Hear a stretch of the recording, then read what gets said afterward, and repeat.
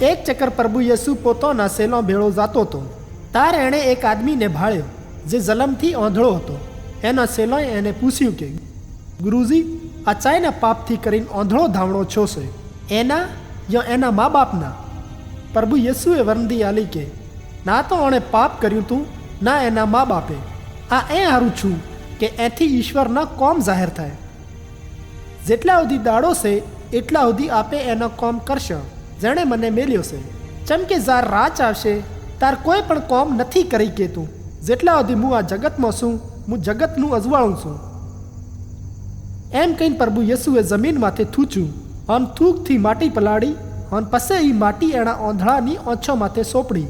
પછી એના આંધળાને કીધું કે તું જાયનું હોજમાં પોતાનું મૂઢું ધોઈ પર, જેનું નામ શેલુક છે. શેલુકનું મતલબ છે મેલન. પછી હું આંધળે જઈને એના હોજમાં પોતાનું મૂઢું ધોયું તો ભાળવા માંડ્યો અને પછી પોતાની ઘીરે જતો રહ્યો.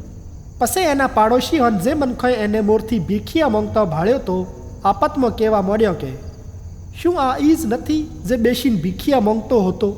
કોંક મનખાએ કીધું કે આ ઈ જ છે. કોંક તણે કીધું કે ના, આ એ જેવો કોઈ બીજો છે.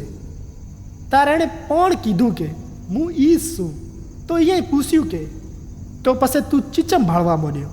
એણે અહીંયાને વરંદી આલી કે હું આદમીએ જેનું નામ યેસુ છે માટી પલાળીને મારી ઓછો માથે સોંપડી અને કીધું કે હવે જા શેલુક હોજમાં પોતાનું મૂઢું ધોય. પછી હું જો અને જઈને પોતાનું મૂઢું ધોયું તો ભાળવા માંડ્યો.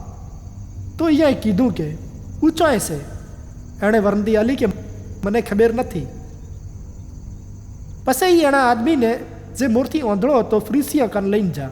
જેણે દાડે પ્રભુ યેસુએ માટી પલાળીને એની ઓછું ખોલી તીયું એ પવિત્ર દાડો હતો. પછી ફરીસીયાએ પણ એ કન પૂછ્યું કે તું ચીચમ ભાળવા માંડ્યો? એણે અહીંયાને વરંદી આલી કે પ્રભુ યેસુએ માટી પલાળીને મારી ઓછો માથે સોંપડી. પછી મેં મારું મૂઢું ધોયું અને હવે જોઈ કહું છું. તાર કોંક ફરીસીયાએ કીધું કે એ આદમી ઈશ્વરની તરફથી નથી આવ્યો, જેમ કે એ પવિત્ર દાડાને નથી માનતો.